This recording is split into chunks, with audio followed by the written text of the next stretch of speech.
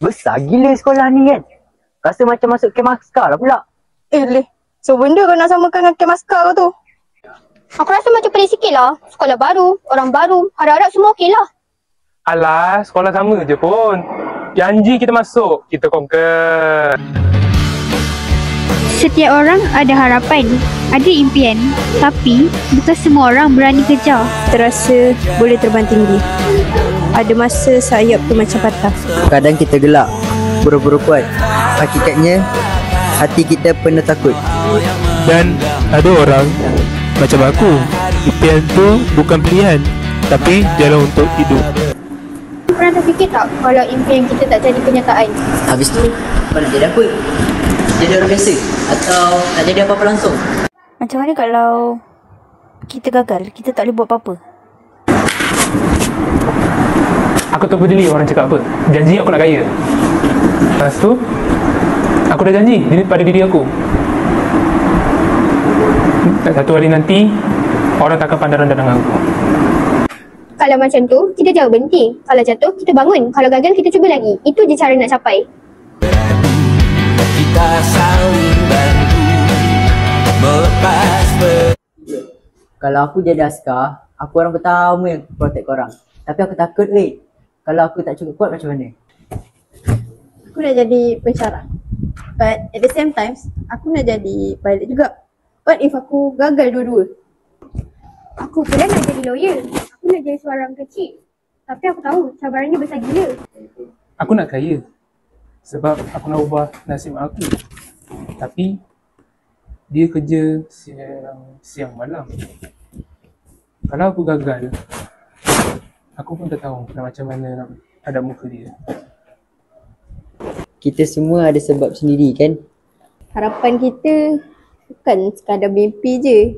Tu janji kita. Aku akan jadi askar.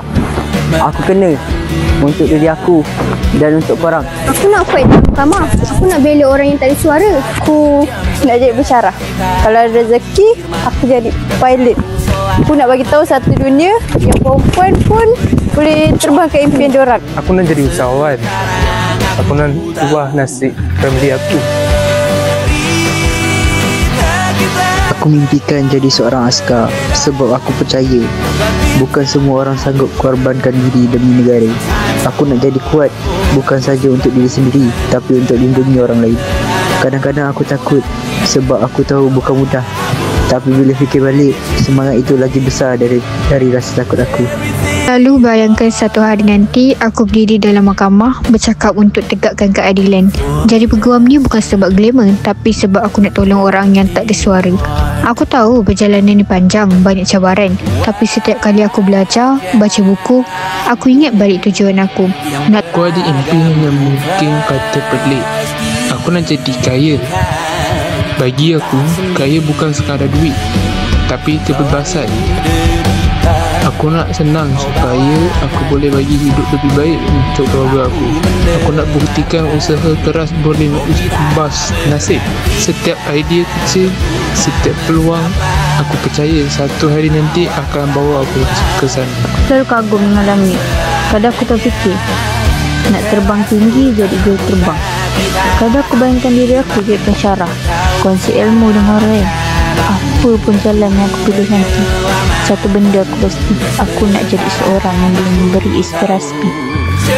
Aku nak orang lain percaya kalau aku boleh capai impian, mereka pun boleh.